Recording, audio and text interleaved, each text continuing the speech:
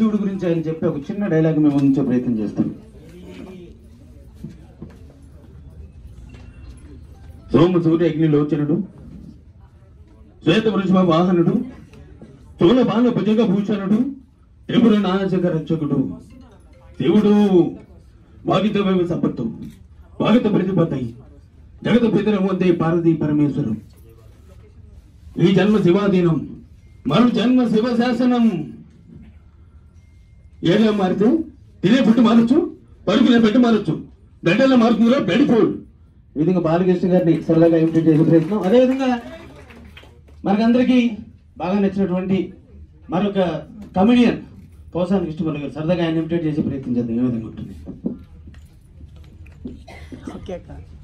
రాజా, బగర్ Raja, I love you Raja. ఏంటండి sir మీ పేరేంటండి? మర్చిపోయాను.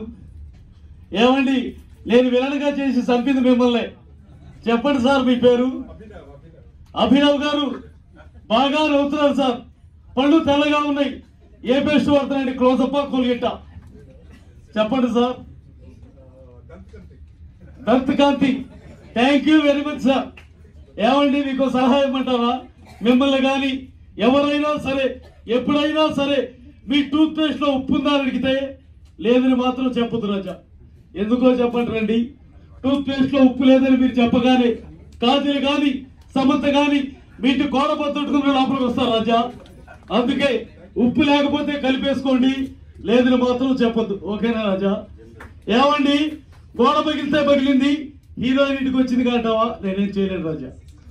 ఐ లవ్ యూ రాజా. ఒక్కసారి చెప్పకుండా రాజా, వెళ్ళొస్తాను. ఈ విధంగా ఆయన వహించండి. మరి అదేవిధంగా సరదాగా మరొక చిన్న పొలిటికల్ చిన్న టచ్ ఇచ్చి కింద సరదాగా కేసీఆర్